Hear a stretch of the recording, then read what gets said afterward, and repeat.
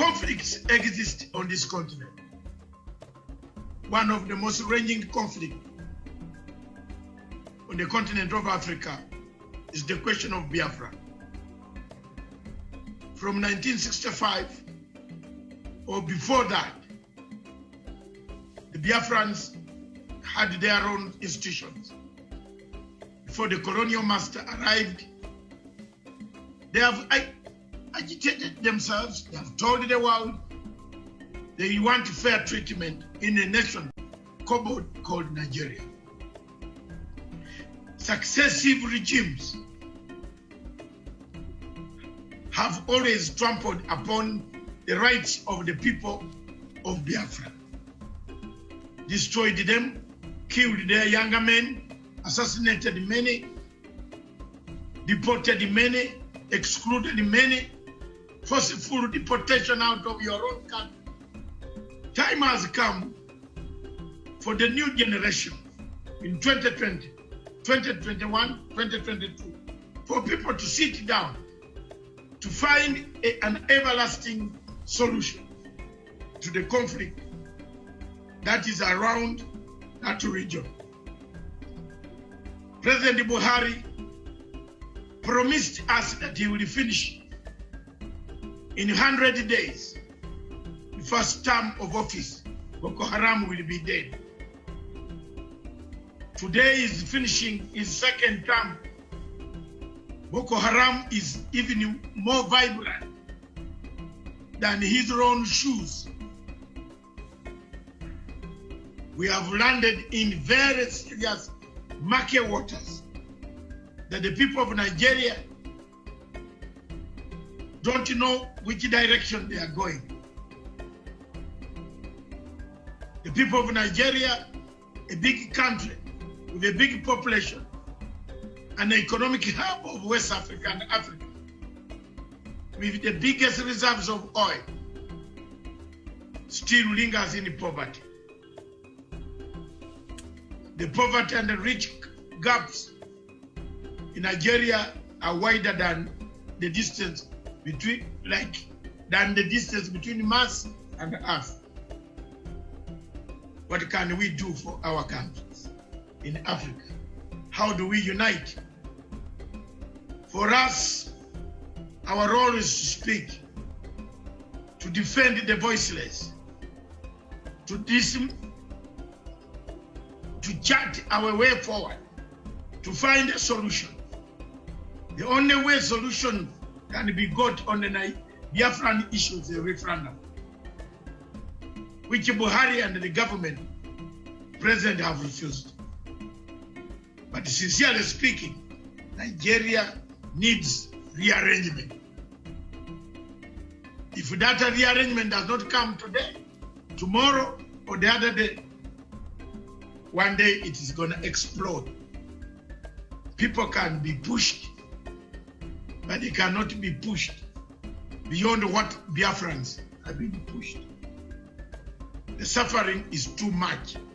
Pictures that I cannot show on this television.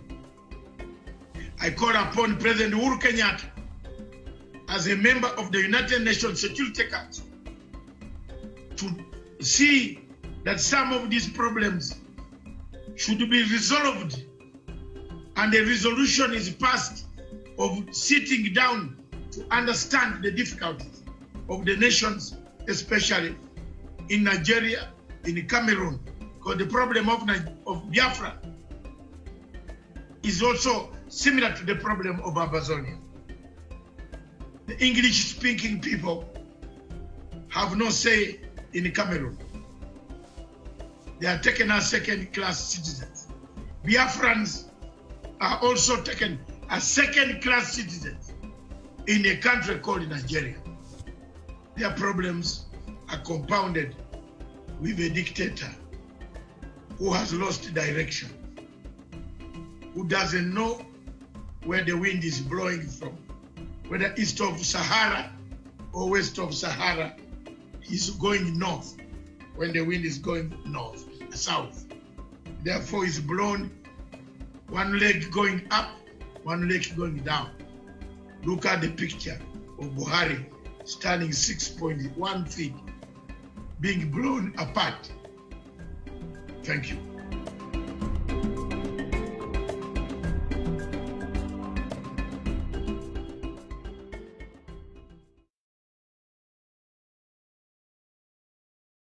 Very much for watching Punchline Africa Television, broadcasting all the way from the general headquarters and the political command center of Africa in Nairobi. I am Dr. David Matanga, bringing you this show, Diplomatic Leaks. This show, Diplomatic Leaks, goes behind the diplomatic lines to find out what is going on in the diplomatic circles, what is happening in Africa, what ails Africa, what kills Africa. Why is Africa a very rich country, but very poor people? Poverty in Africa, corruption in Africa, everything that goes wrong in the world starts from Africa. Yet, we are one of the most endowed people, given quite a lot of resources. What went wrong? What has gone wrong? Today, our topic in Diplomatic Leaks is a very clear topic which is worrying the United Nations Security Council. The Pan-African body of AU is worried. The Peace and the Security Council of Africa is worried. European Union is worried. All states, the Arab world, the Gulf world, all of them are worried. The country called Nigeria. Is this country sliding to suicide? I will use Walt Senyuka's words. You remember Walt Senyuka wrote a book, The Lion and the Jewel. Most of you who might forget, I did that book in 1971 when I had just joined senior secondary school in the first year. I still remember one of the characters, Lakunle. I don't know the West Africans will pronounce it very well. Lakunle, who had gone to Britain and came back and said, oh my God, I'm the best, I'm doing this. I think we have a Lakunle called Buhari. If he is there at all, we have a problem in Africa. Nigeria is sliding to a suicide situation. Is Nigeria, therefore, breaking up? The answer on the onset, viewers and those who have joined in, don't wait for me to call you, but I'll start in the order of the day. I want you to chip in, be short, be precise. After just 2 to 3 minutes of opening speech from me. I want to say I've done this because I love Africa. I want to say I have brought up this topic again and again and again. 4 years ago to 5 years ago in 2016, when I opened up this television station, the only television station in Kenya online, I was confronted with 3 key main issues. 4. 1, Al-Shabaab. 2, Boko Haram. 3, Abazonia. And 4, Central African Republic. Sorry, and 4, not Boko Haram, Biafra. Biafra was number 1 on my lips. When I saw the pictures of younger men being dragged on Land Rovers, cut to pieces, tied on their hands on the government Land Rovers by Nigerian security agencies, and driven around the villages,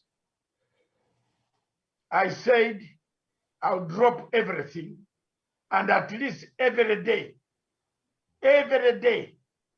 in my topics, every day on my television, this one, the Punchline Africa TV, I will always talk about one sentence about Nigeria and about Biafra. The Biafran people are my friends, are my people for a long time. My country paid the price when they decided to recognize when they decided to recognize Ojukwu. We had no regrets. My father took part in the peace process in 1967 that took part in Kampala, Uganda.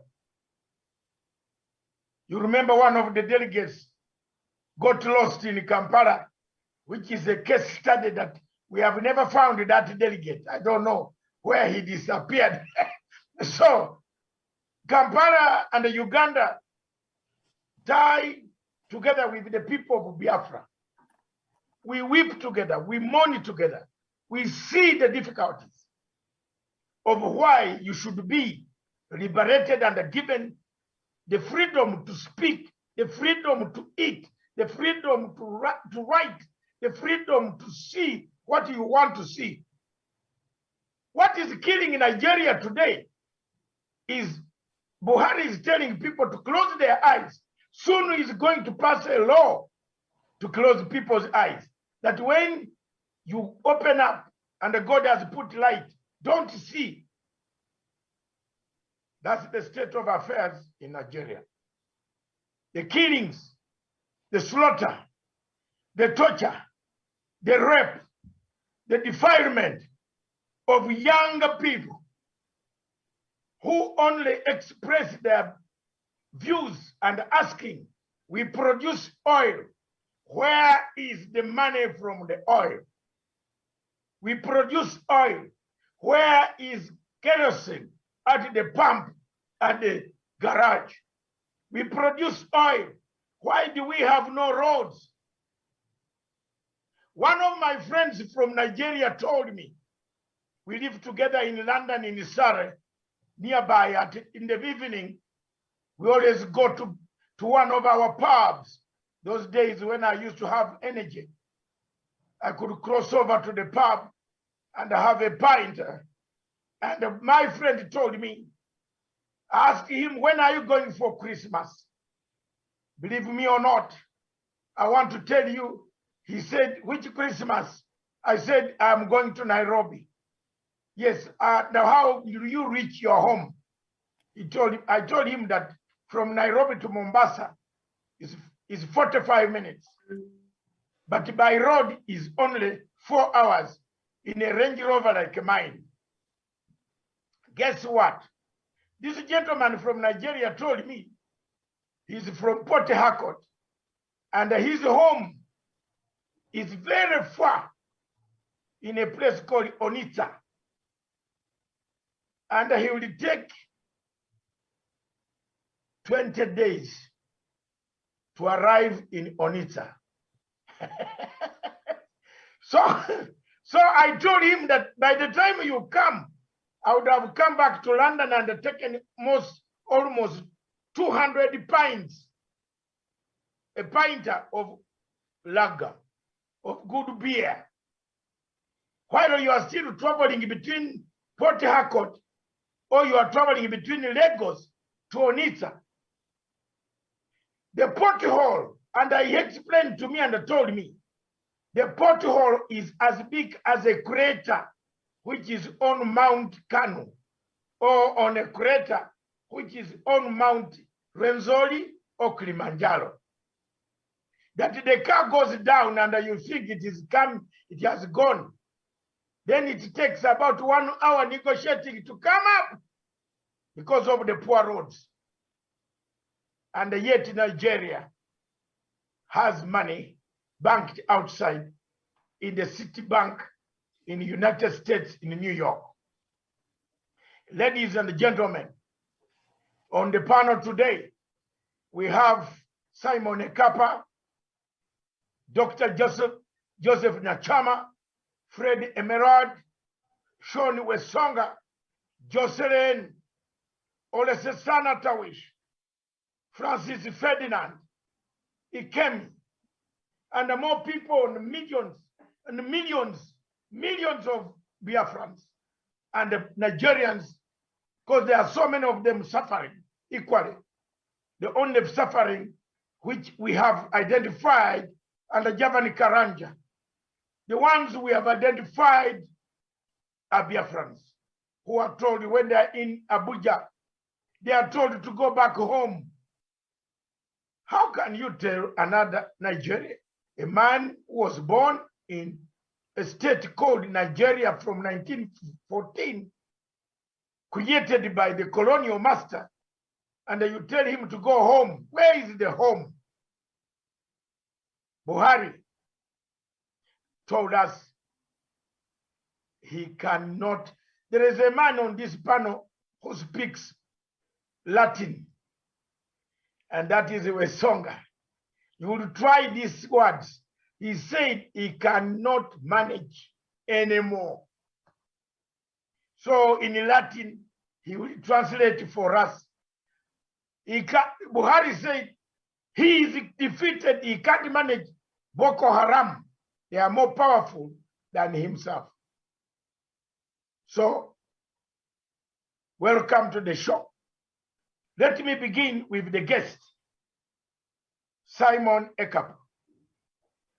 Just say a word, introduce yourself, and tell us what exactly from the last time we saw you.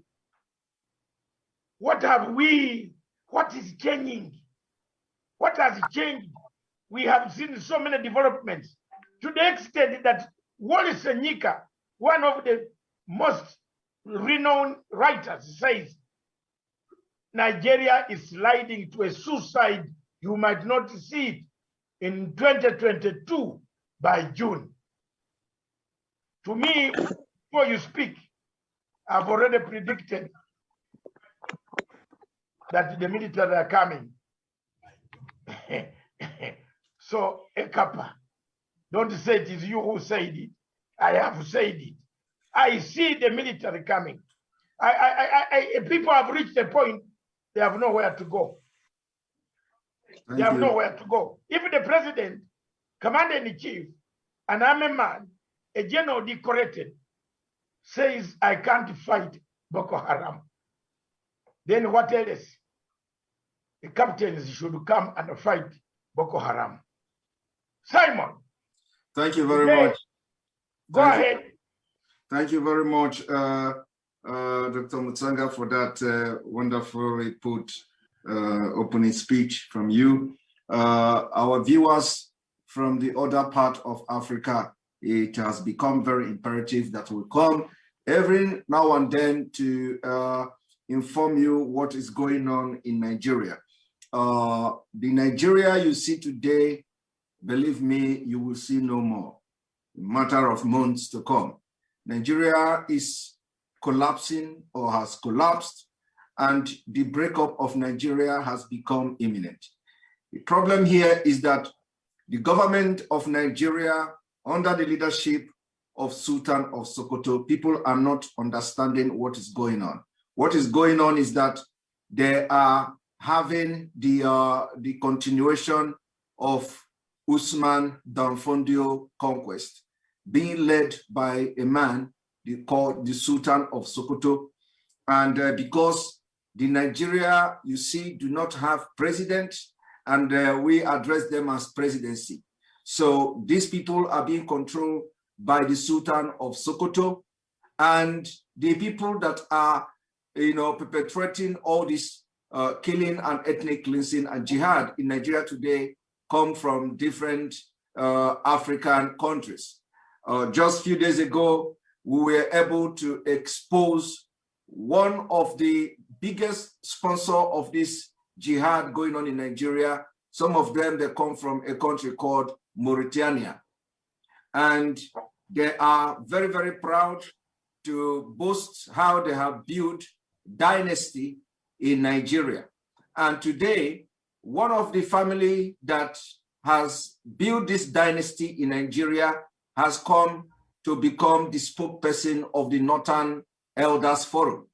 And in the person of Hakim Baba Mohammed, also, he was the one who spoke on behalf of the Northern Nigeria, asking the federal government of Nigeria to allow the Igbo ethnic group to secede from Nigeria. And so when you look at the impunity going on, you find out that even those who are not non-Nigerians, who have ulterior motive, who have interest in grabbing the land that doesn't belong to them, who have the ulterior motive to conquer the entire Nigeria and take over the resources that doesn't belong to them, are the one who have found themselves in position of power.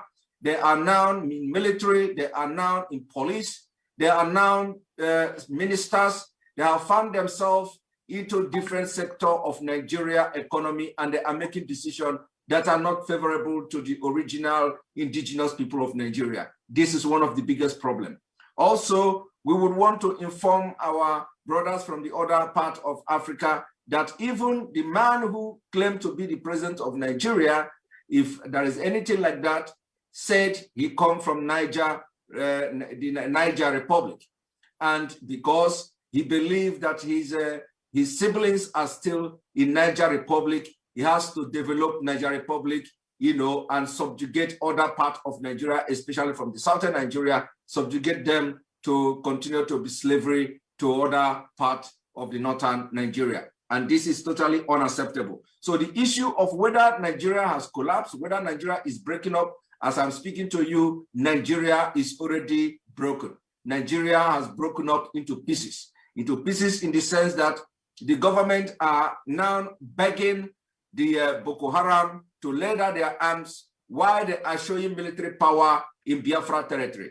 As I speak to you now, innocent people are being killed in Biafra land.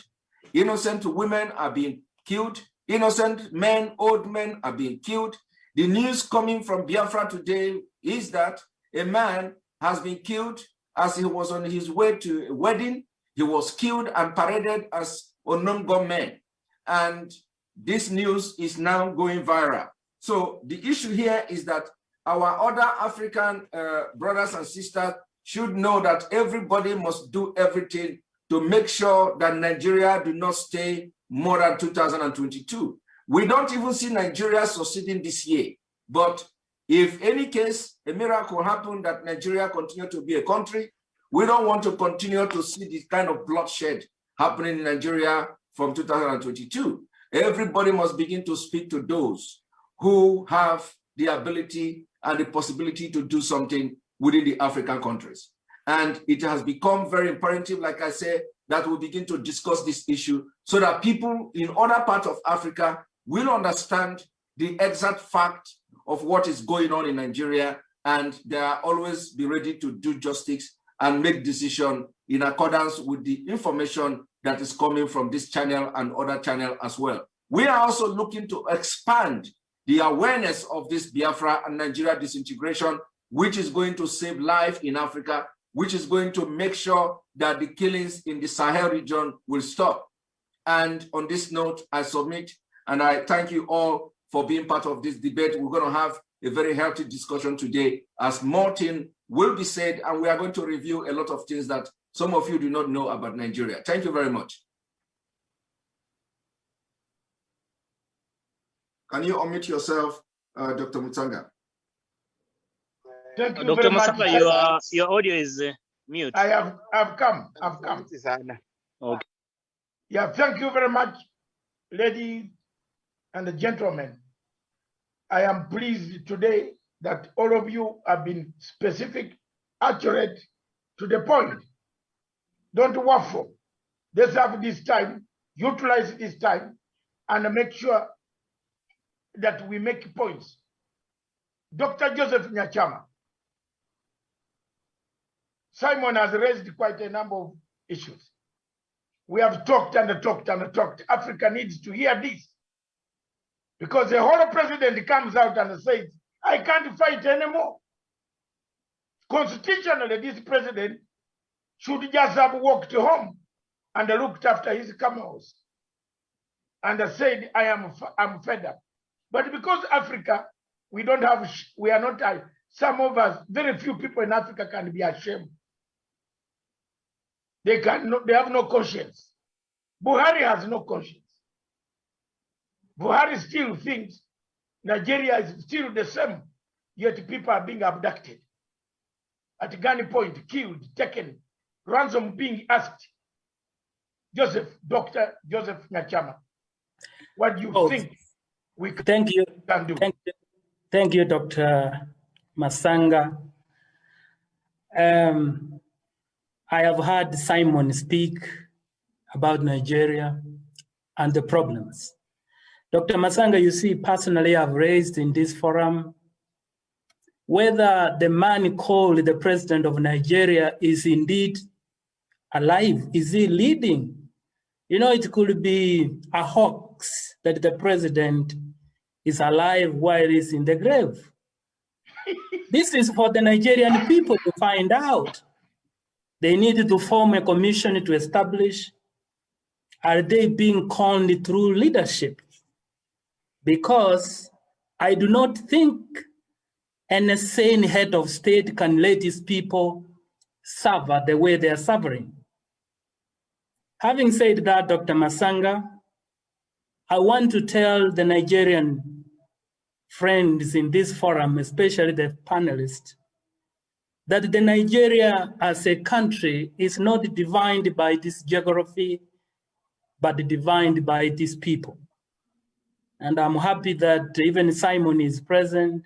I can see Ndoran said is present.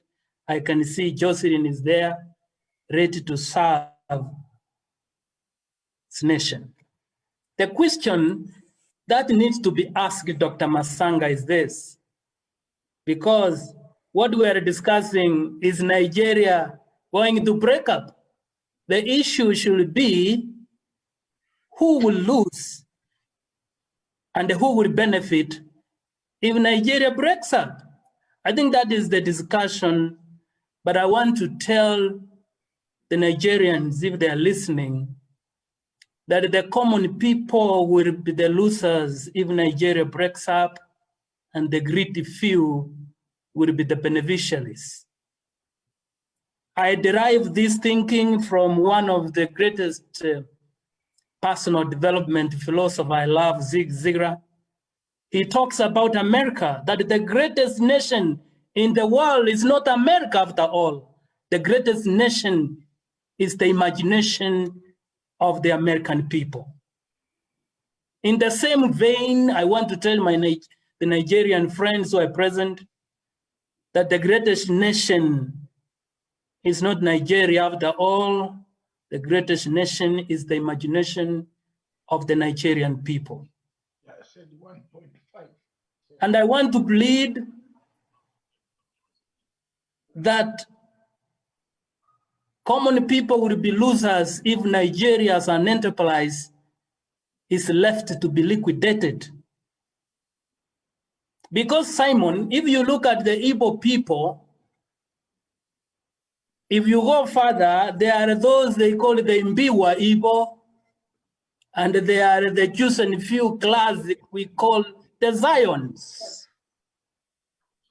You, the panelists here, if you have identified yourself as leaders, Nigeria must be united, whether you are working from southern or northern, because you will benefit from the economies of scale. Nigeria as a viable enterprise.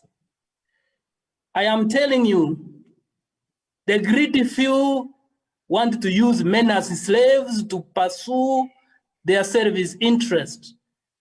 Of course, with the other hidden hands, either from West or other quarters which we do not know. For me, Dr. Masanga,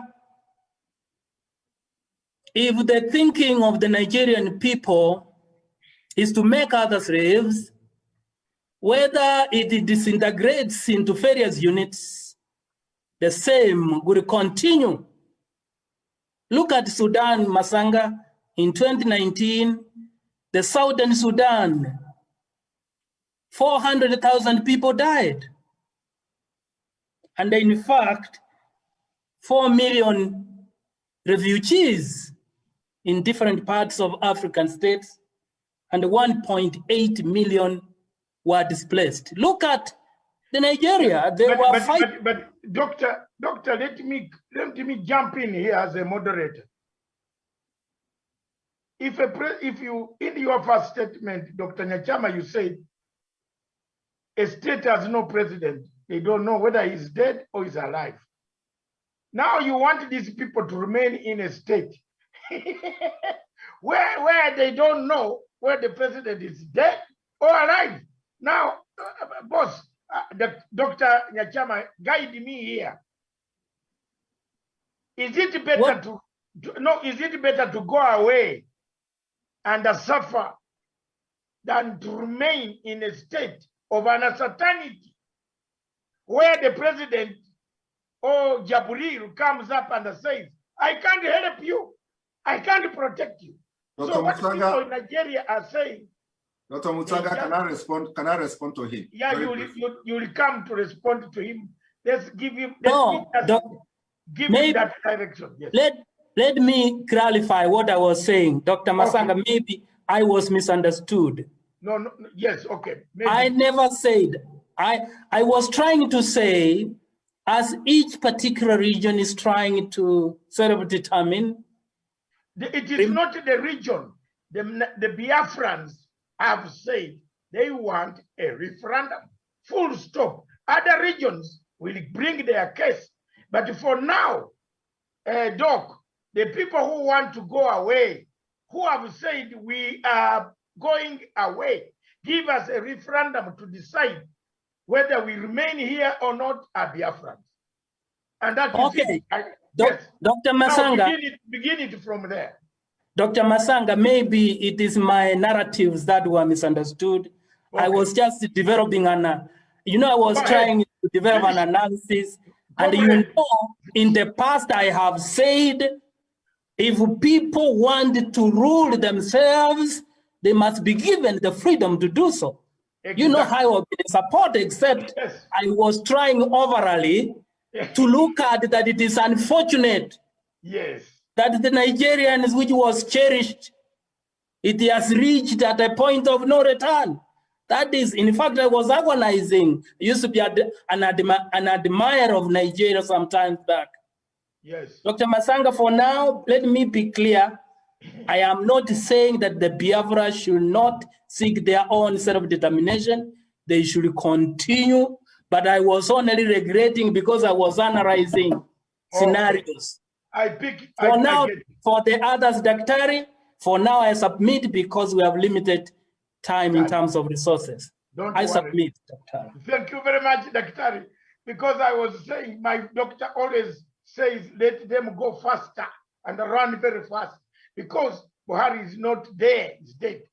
Now, first of all, Fred, prepare yourself. Fred ML, prepare yourself. And then, if Simon, make your intervention quick. I should make intervention now? Yeah, if it is not long. Yeah, it is not long. First of all, I would like to correct the impression our brother Joseph has passed, to a lot of viewers. The point here is that he said that if we disintegrate Nigeria, that the elite are the one who are going to benefit. In other words, that the only few people are going to benefit while the majority will suffer the disintegration of Nigeria. This is not true. One thing is that I want to ask him a question. I know that the question, and I'm going to, I believe that what I presume to be the answer should be the answer to the question. Do you like how the Europeans, do you like European country, Mr. Joseph? Do I? Do you like European countries? Do you like the civilization in European countries? Of course, the way they have developed there, I don't like some people themselves, the view they have to African. But if you look the way they I'm not asking about the view of the people. I said, do you like the European countries? When I say like, I mean about the civilization, about the development, about the way democracy is being handled here. Do you like what you see? You like it, right? Before you finish the question, yes, because their system work efficiently. Thank you very much. Do you know why the system work efficiently? Yes. What is the reason for the system working efficiently? It is good we educate the people watching us today. What do you think is the reason why behind the efficiency of the system? They have very effective leadership. Well, that is good. Because no country. You think it is all about effective leadership? Pardon?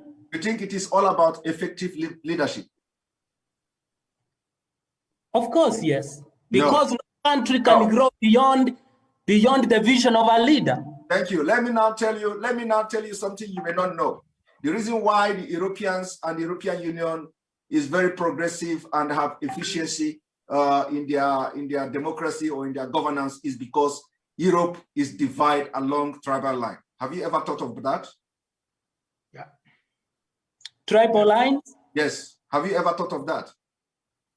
You know, let me tell you, if you are divided between tribal lines, it means that each tribe is bringing its niche to the food. I want to draw something to add to what you have said. You said you like Europe. You said you like the system because it is efficient, and then you said that the leadership and all that. And I'm telling you now, do you know the reason behind the progress and the civilization in Europe? And I tell you one key factor, which is that Europe is divided along tribal line. So the countries you see in Europe, they don't have all this kind of tribe you have in Africa. Do you agree with me? Yes.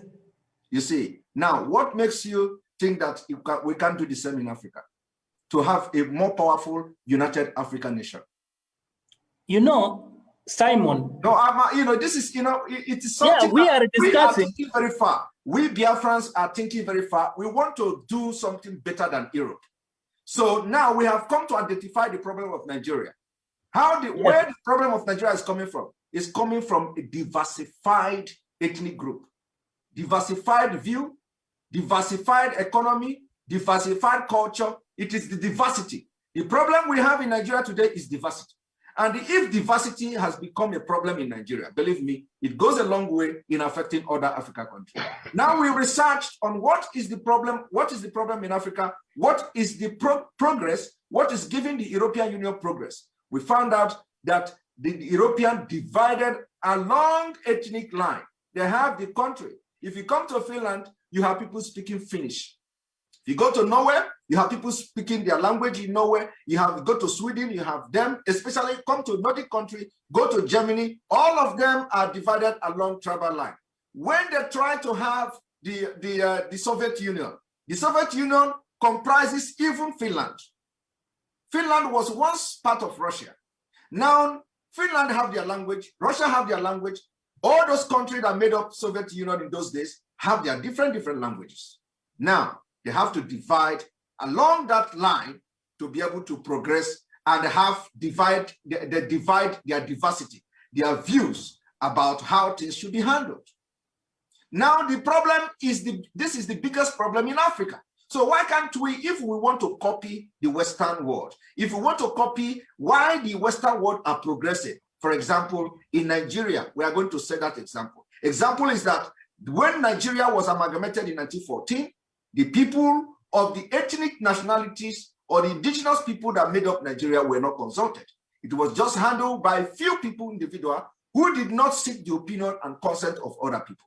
Now they forcefully joined everybody, and we have seen the result today. The result today is that when you want to restructure Nigeria for a better development, the people from the nomadic side of Nigeria don't want to accept that.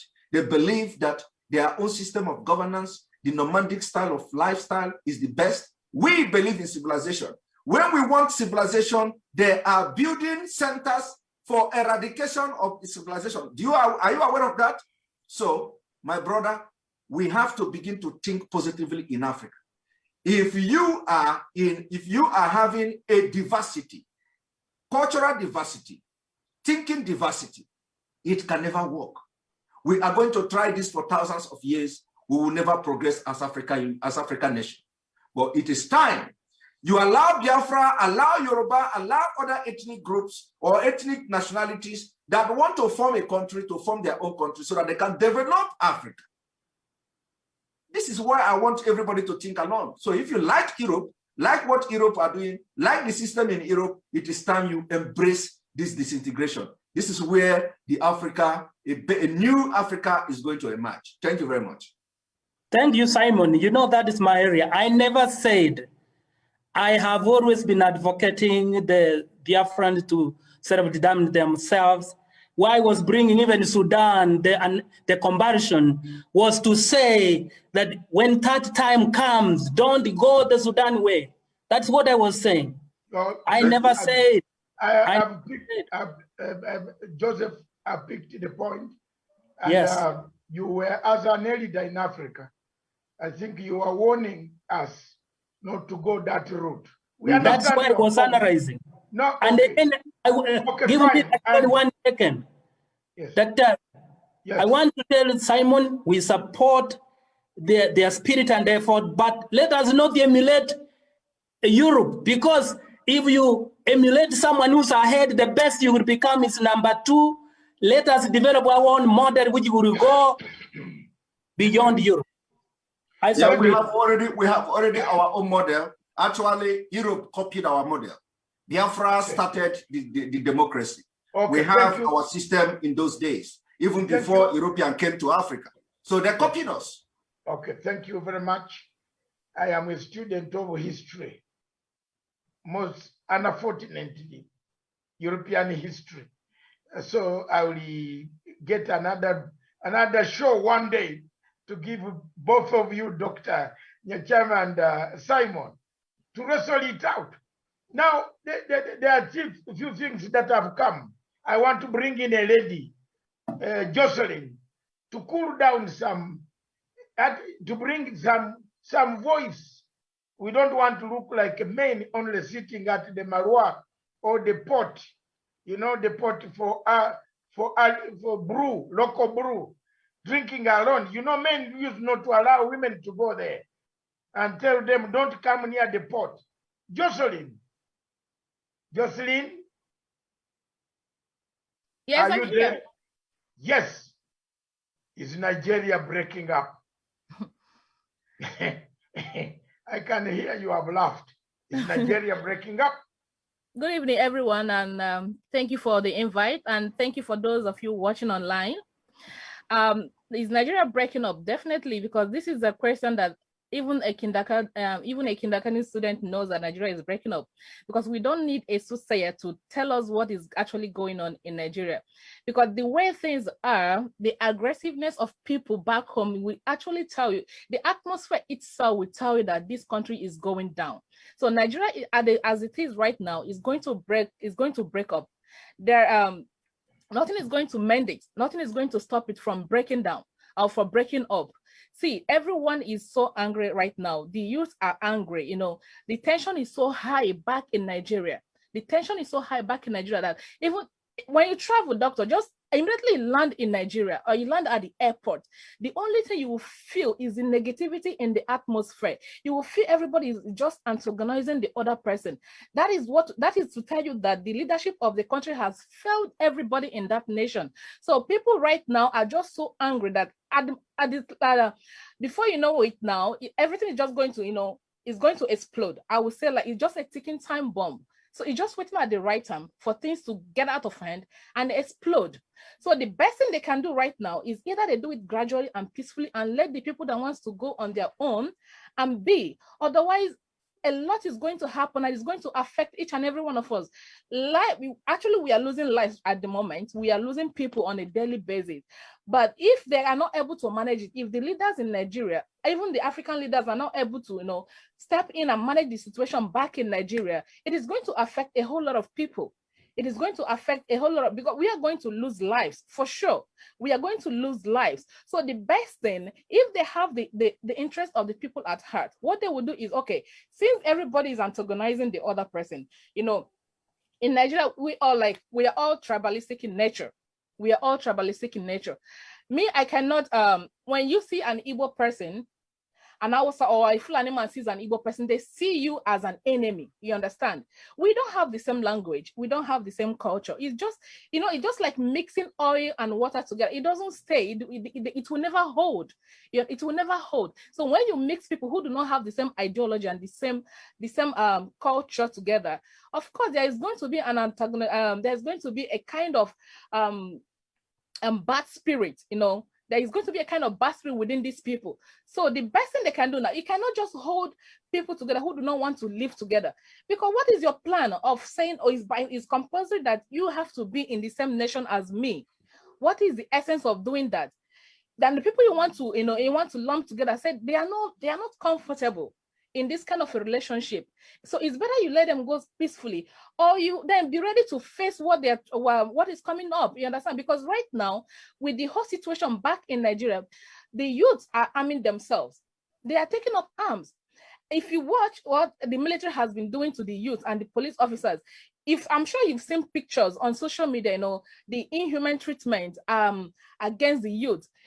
What do you expect that will happen tomorrow, doctor? When these people know tomorrow, they will feel like I have been subjugated for so long. I have been, maltreated for so long. I have been dehumanized. You understand? I have been treated like a trash. You know what they will do? They will find a way to look for arms and defend themselves. And that is what is going on right now. So the best thing, if these leaders have sense enough, if they actually, have the interest of the people at heart, if they actually value human lives, they will say, okay, as it is right now, either they sit on a round table, have a dialogue to find a way out of this whole situation so that people will go peacefully and have their own nation, then develop the way they want. But if you're trying to force everybody together, it will get to a stage, things is going to explode and it cannot contain it anymore. So Nigeria breaking up, there is no two ways about it, doctor. It is going to break up. It might not break up today, but definitely it's going to break up, because even Biafra has been for a long time before they brought everyone together and then they said that we are conquered people. No, we are not conquered people. We can be very stubborn. When it comes to the southern region, we can be very stubborn. But being stubborn doesn't mean we are destroyer. We don't destroy, we build. But as it is right now, is either they let Nigeria, they let Biafrans go, or everything in Nigeria is going to go down. That is my assertion, sir. Thank you very much. Nigeria is going down, slowly sliding to suicide. Jocelyn, thank you very much. Thank you for doing that and for saying it is true.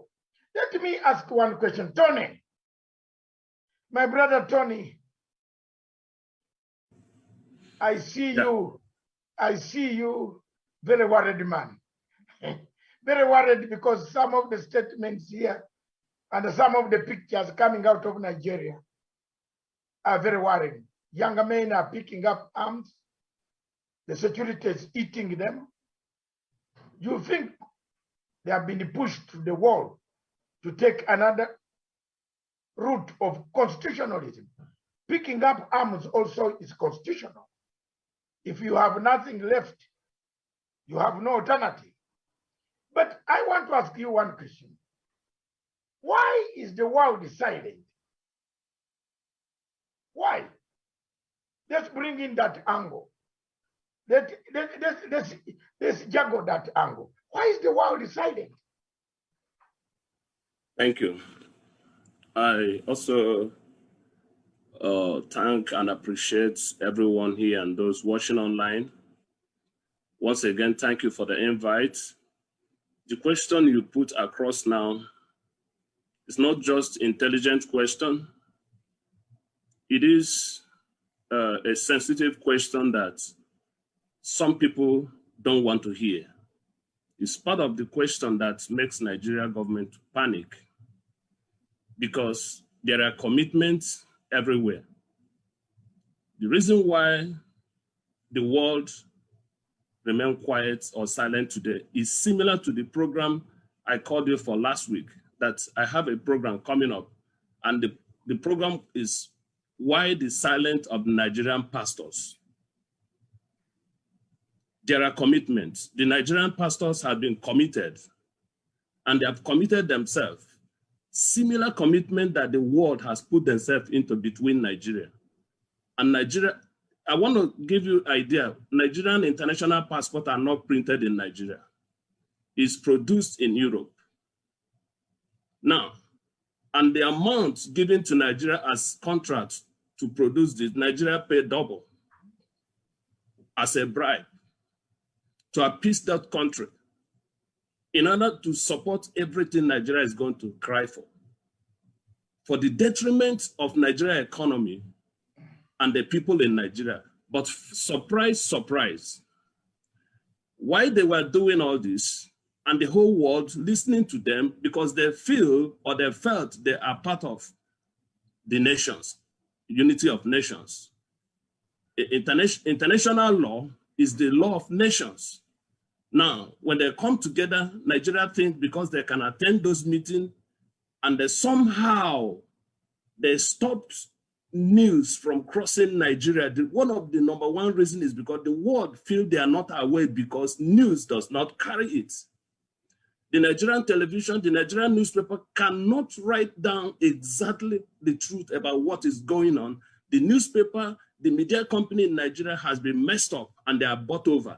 Now, the world knew what is going on, but because the news cannot carry it, they pretend as if they do not know. But why they were keeping silent, surprise, surprise, the people has been pushed to the wall. And the Constitution of Nigeria permits self-defense. When it has come to the point that you open your door, when somebody rings your bell, you are thinking it's a visitor, you become an armed robber. You're going to use everything you have, you lay your hand to defend yourself. So what happened now is that because of the silence of the world, as a result, they don't want to interfere. Instead of interfering, they are being given one thing or the other. And Nigeria is lying to them. And when they send their representative to Nigeria like ambassadors, they get themselves messed up because Nigeria as a country is such a sensitive country to people who love gifts. Even the Bible said that the gift can blind the wise. And as a reason why that is going on, they brought pastors. These pastors that should bring the truth out, like Nehemiah, like Elijah, like Elisha. They claim that Nigeria is a seat of government of country that has respect to Christians, but the same pastors will sit down while a leader of a church, chairman or Christian Association of Nigeria, the chairman will be kidnapped and be killed in a video while a pastor is buying top number 3 aircraft. Now, that is the same thing that those pastors will come to the international community and tell them that what is going on in Nigeria, the news they're hearing is a mere propaganda because the news is not coming from Nigerian media. So one of the reasons is because the world is keeping silent because Nigeria have bribed and they are now controlling the media company. Minus social media, where the Biafrans have laid their hand, and you see what Nigeria government is doing to silence the social media. Shamefully, they want to silence everybody. They forget about freedom of speech. They want to make everybody keep silent. But I know it is only someone that is born by a demon that will keep quiet while such a thing is going on. So thank you.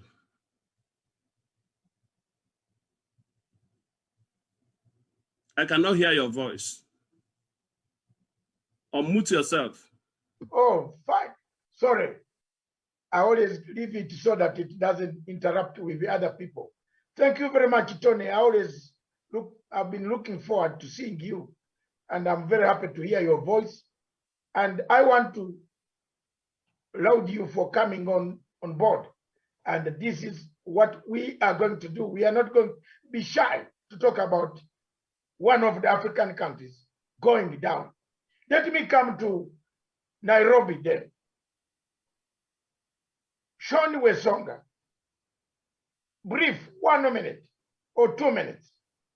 Is Nigeria breaking up? Is there any reason to call Nigeria Nigeria anymore? Is Buhari alive? Is Buhari the president or Jabril? You know, these are some of the things that have confused me up to today. I don't know. If a man comes up and says, I can't fight anymore, what do we do? What should African Union? Why is the world quiet? Have we been captured by multinational companies? Tony raised a very serious point. The panel, those who are watching, who are going to contribute. Multinational, a Nigerian pastor buys the first class aeroplane. So he flies around Africa that tells everybody we are very rich. But down at home, people are in trouble. He doesn't say the government has a problem. This is what Tony has raised. So how can we help a situation of this nature? Kenya is a member of the United Nations Security Council. Today, for 2 years, it sits on the United Nations Security Council. President Uhuru Kenyatta will sit there until 2022, 2023. And Kenya will be on the Security Council. What can the president take from us, our discussion here? We are not discussing for the sky or the wall. We are discussing such that ideas can come here. Wesonga. Yes, thank you, Dr. Matsanga, and every panelist that has spoken before me. First and foremost, I really want to reiterate that the people of Biafra need their independence, and this should be unconditional, because when you even listen to the words of Abraham Lincoln when America was undergoing the Civil War, and they had a problem similar to what we have today in Biafra, where a group of individuals feel they are more important in that they can be able to oppress and be able to discriminate another community of people. Then he said that no man should see himself so important to govern another man without the other man's consent. And that is what should be happening to the people of Biafra. We should give the people of Biafra the freedom to determine their own future. And any African leader, any African state that is actually watching this conversation, it is time for us to come up together to help the people of Biafra to be able to determine their own future. And as you said in the opening remarks, Dr. Masanga, that these are people who, before even the European came into the African continent, they had their own structures of leadership. They had their way of living together and chatting about their own prosperity. So therefore, when you see the people of Biafra today sharing the tribulation of the entire Nigerian community, then that tells you that these are people who have been dragged into a mess that they should not be part of. And therefore, the only way we can be able to salvage the situation for the Biafrans is by allowing them to form their own state. The only way we can be able to actually also help the rest of Nigerians who are actually being discriminated, who are actually being stepped upon by President Muhammadu Buhari and his Fulani clansmen, is to ensure that the leadership that is in Nigeria is changed. We get a leadership which shall be able to give the Biafrans the right to have a referendum to determine their own fate as a people. And that is a right which cannot be contravened, because even in the UN Charter, that is what it says about self-determination as a people. So to me, Dr. Masanga, I believe that that will be the only solution that the Biafran people will have to their problems. And they have fought for decades to have these particular rights to determine themselves, in that giving up now, or maybe someone telling them to postpone it, will actually carry more repercussion, because blood has been poured, the families have been separated, and very, very many Biafrans have been sent to exile due to these particular. Yes, thank you. Thank you very much. Dr.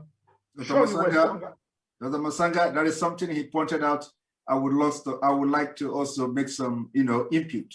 Very positive thing he mentioned. I would like to make some input. I will give you the chance, but let me, I'm holding it. Let me give any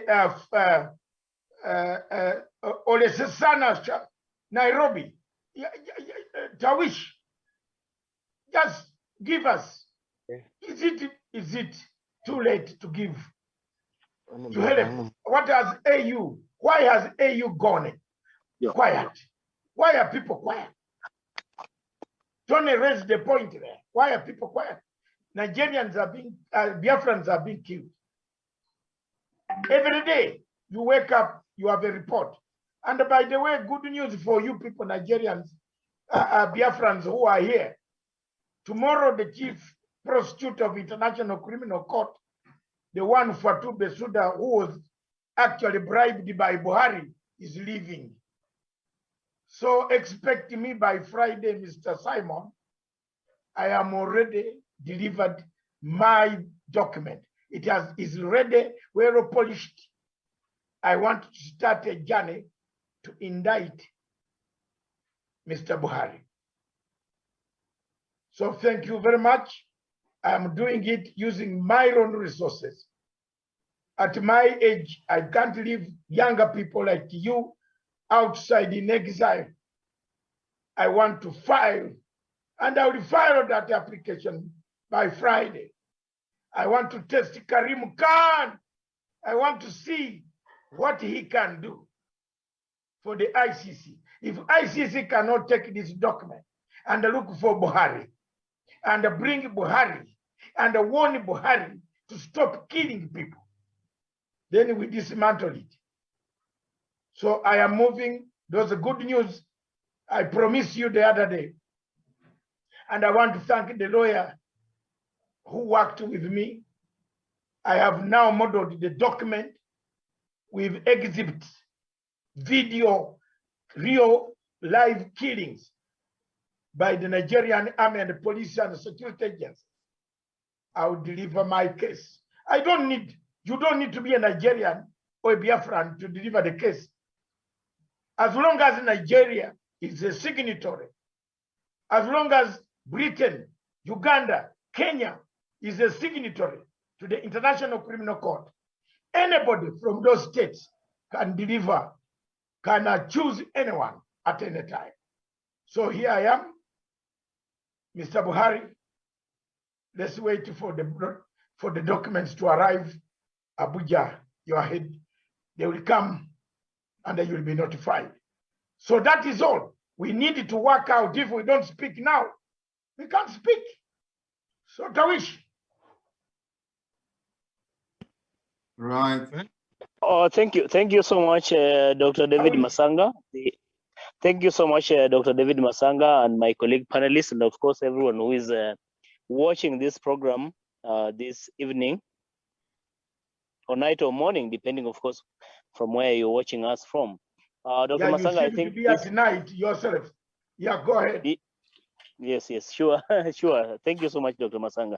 So I think what we need to make a clarification is that as far as Nigeria is concerned, I think Dr. Masanga, yourself and myself, we have been handling the Nigeria matter for as long as you remember, from 2016 or 2017, if my memory serves me well.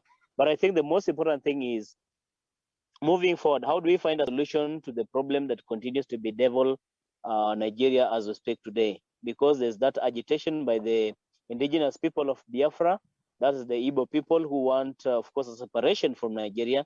And the feeling when you listen to them, when you listen to their agitation, is actually a genuine concern, a concern that they want a referendum to determine their fate. They want to have a nation of their own. And I think for President Buhari, it is something that he should have allowed or permitted to have happened through a referendum. But again, because Buhari, having his own interests, is a person who is not so much keen on allowing this to happen. So it is unfortunate as we speak today, Dr. Masanga. But again, I allowed the people of Nigeria, especially the indigenous people of Biafra, because they have been very keen and they have been very focused, very determined, very resolute, and not giving up when it comes to the question of agitation and calling for this referendum to take place. And I think for somebody like Nnamdi Kanu, who is the leader of the indigenous people of Nigeria, indigenous people of Biafra, calling for this referendum to take place, he should continue with the same effort, with the same energy, to make sure that we have this referendum take place, so that the people of Biafra can have a referendum at last. So Dr. Masanga and the entire panelists who are actually watching, and everyone who is actually everyone who is tuned in today, I want to say this in particular, that the people of Biafra really deserve the best. They deserve the good leadership. They deserve a referendum. They deserve, of course, self-rule, which they have been fighting for so many years. A lot of blood has been lost. A lot of sweat has been, of course, lost. So many people have been displaced. So much has happened in Nigeria simply because of this quest to have Biafra recognized as a state of its own. And I think it is time for President Buhari really to come out and permit or allow this to happen, because again, this will go down in history as one of his legacy if you will allow the people of Biafra really to have a referendum to determine their fate, to become an independent state for that matter. So Dr. Masanga and my colleague panelists, I think the message here is we continue to push for the people of Biafra to have a nation of their own. So it's not time for Buhari to continue giving us hocus pocus information, to continue giving us excuses, hypocritical messaging. The most important thing here is President Buhari must allow this to happen, because again, the people of Biafra and the indigenous people of Biafra cannot continue to allow this to happen, because again, they want this referendum to happen so that they can determine their fate. So Dr. Masanga, I submit tonight that what we have to do and allow and continue to agitate for and campaign, advocate for, champion for, is for the people of Biafra to have a nation of their own. Nothing less, nothing more, Dr. Masanga, I submit. Thank you very much. Nobody, you have a word to say before I am about to come back to Simon? Simon, prepare your intervention. Nobo. Can you unmute yourself? And unmute. Okay, Yes. okay. Thank you, viewers. Thank you, ladies and gentlemen, and everyone who are watching this program. It's a great privilege and a delight to have you all here. I wish to say that the first thing we have to understand is Nigeria existing as a nation of states? What is it that binds Nigeria to be a virtually or a reputable nation, that you can say that Nigeria is a nation? The man who constituted this satanic fraud, who is Frederick Lugard, said after 100 years, Nigeria should be dissolved. This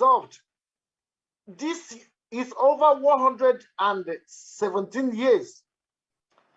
There is no constitution, there's no consensus that binded us together.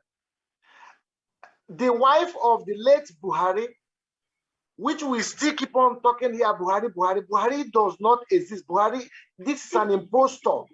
I keep on saying this, and I want people to understand this. Let it go into the brain and the hearts of people to understand that all these political bigots who are there championing the government of APC as to push on an agenda that there is an existing nation.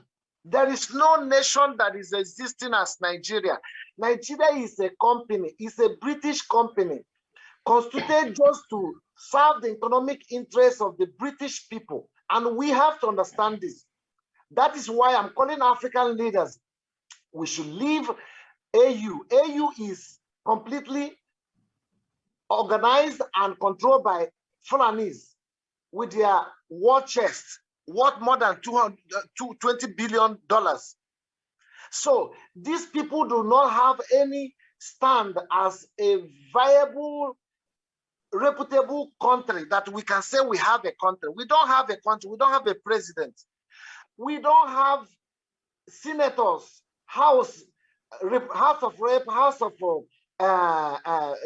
what they refer them generally now is called the presidency. There is no president.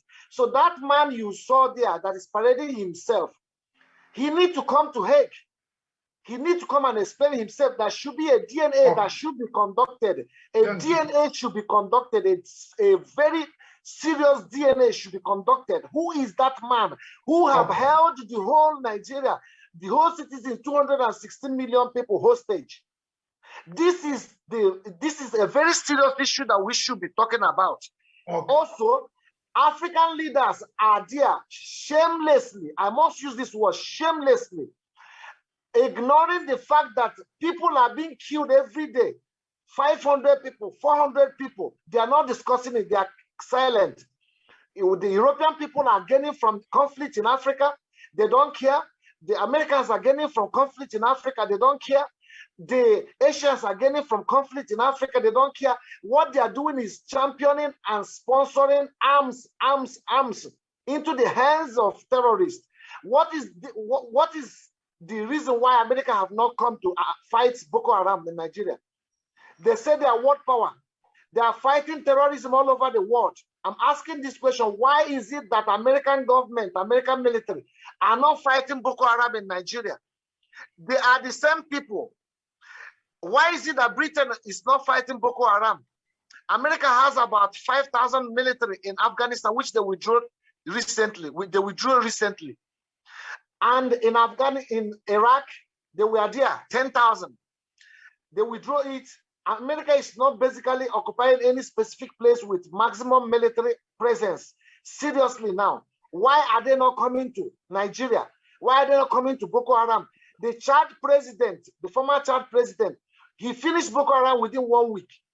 Why is it that America is not probing all those people who are financing terrorism in Nigeria, who are championing this terrorism all across Nigeria and killing innocent people? They brought Christianity to us. Why have they ignored the Christians? I'm not only saying that this is a religious issue. Both Muslim and the Christian, this is humanitarian issue. Generally, Benue State is being under siege. Abia is under siege, Ohafia is under siege. Anambra is under siege. Ebonyi is under siege. Enugu is under siege. All the whole Biafran land is under siege. Oduduwa, the same thing, they are under siege. What is the world leaders doing? United Nations is a disgrace. I'm saying it proudly and very, without any remorse. United Nations and all these human rights organizations, that Amnesty International, that is situated in Abuja, have been calling for their presence. They have kept silent because they have economic interest in embezzling the resources of Biafrans with other external criminal companies, rogue entities like Shell BP from Holland, Total, JP Morgan, all of them, they are there embezzling the resources of Biafrans.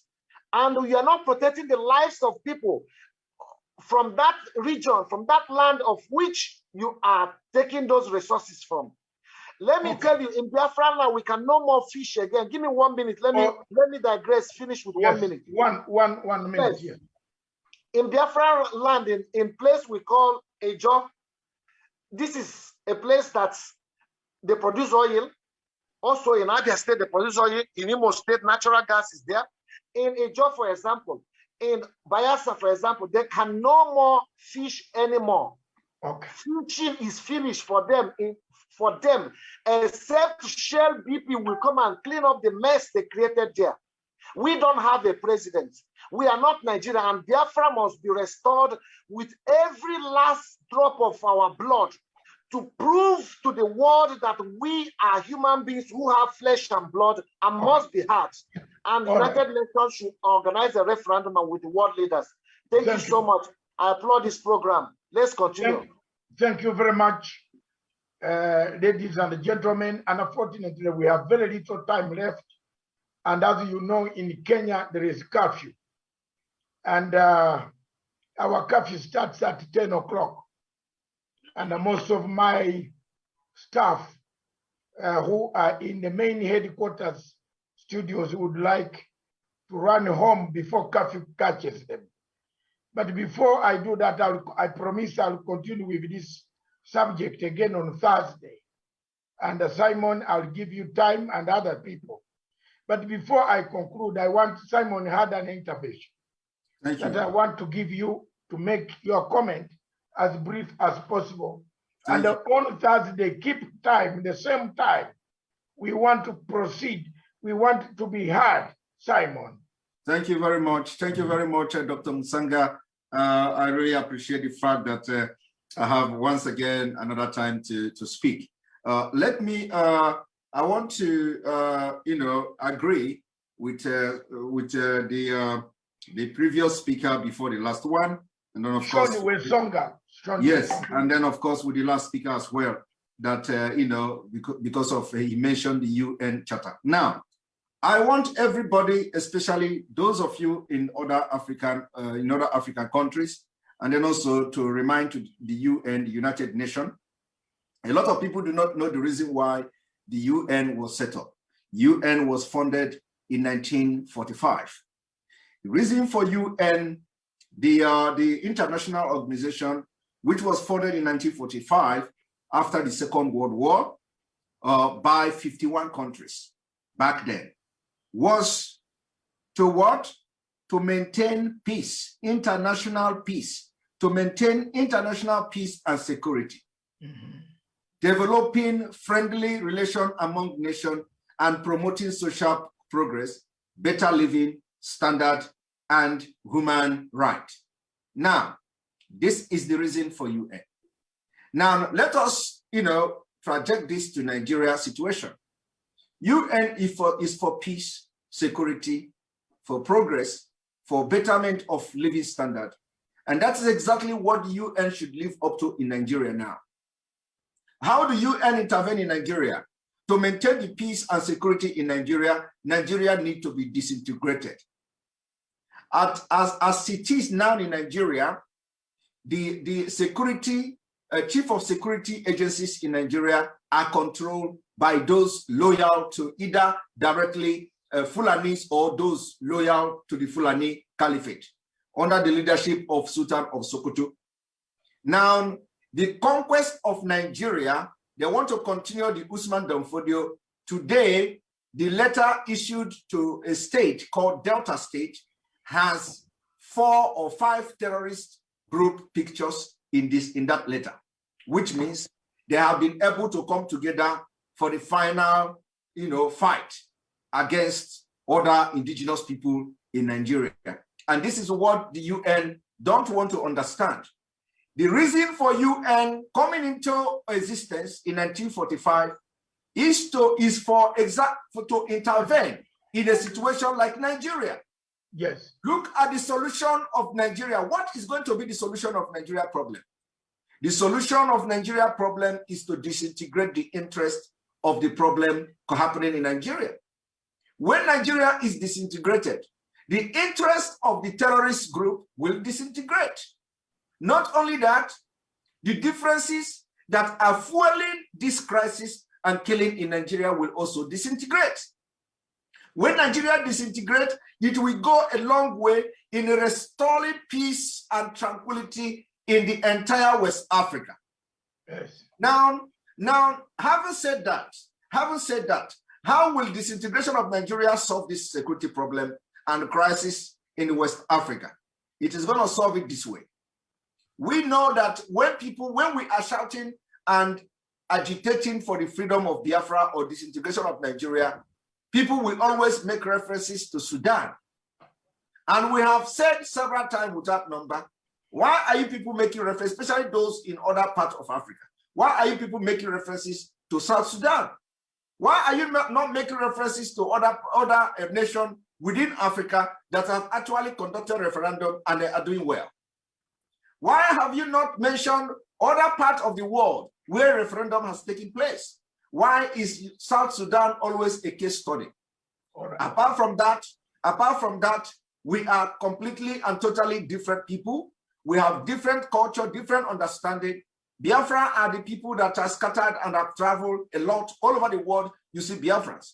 Now, the disintegration of Nigeria will solve the problem in a way that, first of all, the terrorists, the Boko Haram, the Al-Qaeda, the ISIS West Africa, the bandits, the Fulani herdsmen, and what have you, Al-Shabaab and all of them, once Nigeria is disintegrated, the interest that makes them to now invade the southern Nigeria will automatically disintegrate. It means that the activities of the terrorists will be limited to other part of the northern Nigeria.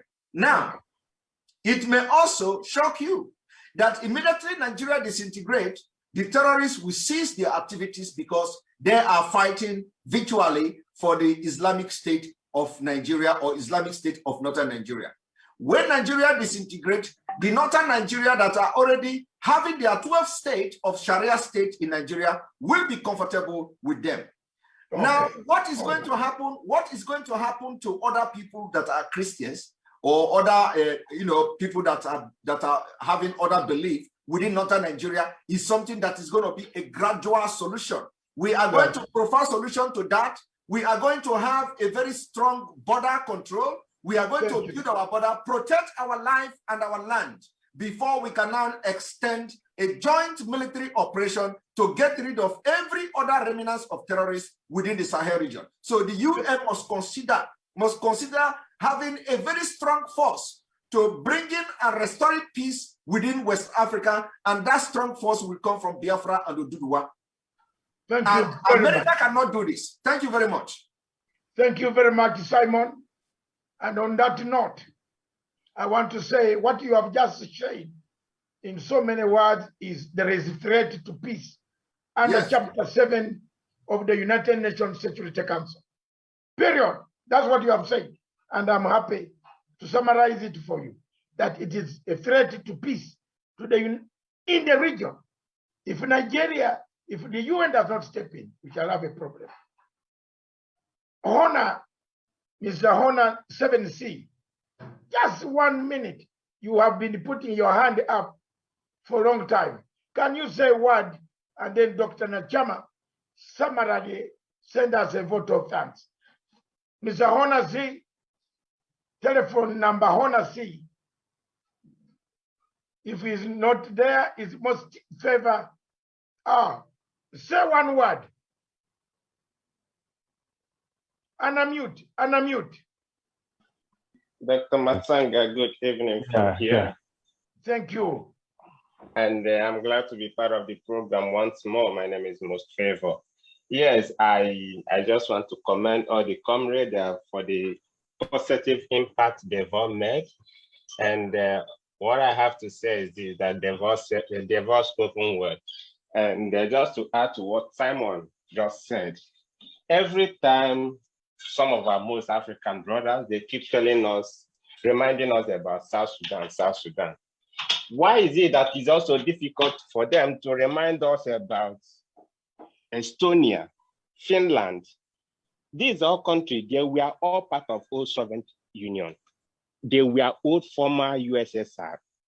But today, they are leading, they are among the leading giants in Africa. Yes. But every time our people will keep telling us about South Sudan, the major problem African is facing, just Simon said it in the beginning, the major problem African is facing is because of the partition. Countries are built and created based on ethnic lines, but that thing is not present in Africa. And finally, let me drop this let me just drop it. Drop it. Yeah. Time is against us. Simon, Nairobi has coming of Biafra will be the end of terrorism in West Africa region. The earlier we all understand this, the better for all of us. Thank you very much for giving me the time. Thank you very much, Joseph Nyachama. Vote of thanks to our guests. Thank you, Dr. Masanga. Simon, I like your eloquence on this matter. I think on behalf of Pan African TV, we need to congratulate you and continue to support you, on your endeavor to liberate Nigeria from dictatorship. Thank you very much. Because there is a maxim which says that populi sublime lex, which means the welfare of the people is the sublime law. There is no constitution that can be cited that shall supersede the aspiration of the Biafra people. Therefore, Banjo Africa, in fact, as I started saying, I think probably to a certain extent I was misunderstood personally. I have been in the forefront to support your cause, except I went offline in analysis it was not understood clearly. But be assured, through Banjo African TV, courtesy of the leader, Dr. Masanga, we are all behind you.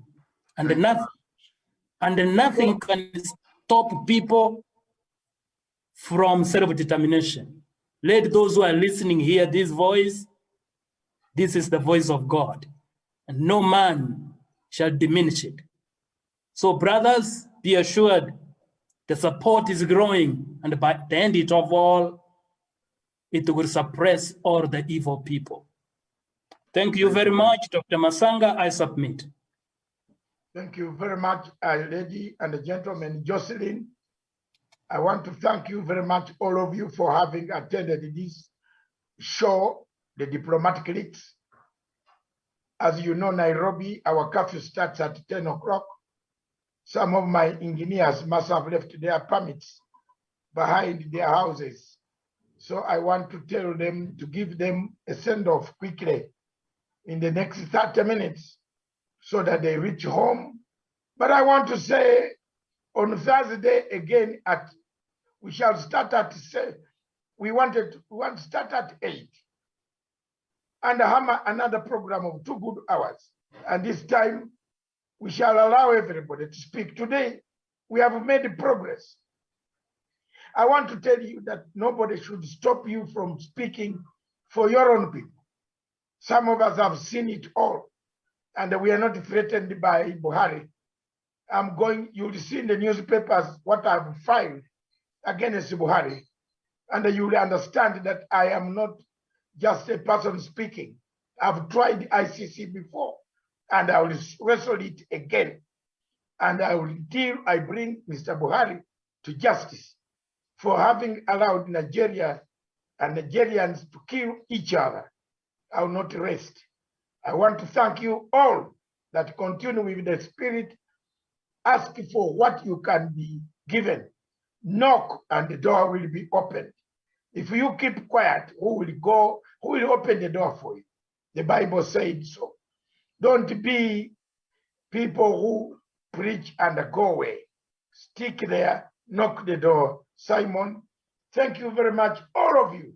Jocelyn, all of you, Sean, those watching, Nnamdi Kanu, wherever you are, Mazi, my dear brother, this is a message. The messages are going out through to everybody.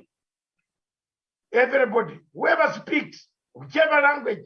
I think God said it. Tony, you know the Bible better than myself. And unfortunately, you have become an expert. Nigerians are very good experts on the Bible. And he said you can speak in several tongues. So when somebody is speaking about the same problem, don't prohibit people from speaking about it. I see it always happen in liberation movements.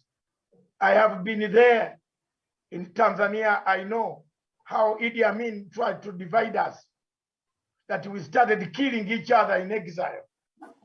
And they're saying this one is a spy, that one is, no. That's why some of us are battle-hardened like myself. We stood on the mission and we got Idi Amin out. If you continue speaking with one voice, one of these days, where is Abacha? He's gone. What happened to Abacha? Did he die nicely? Did he arrange? He didn't even arrange to die. He woke up, he was gone. So God has so many ways of paying back people who are obedient. I thank you all. God bless you.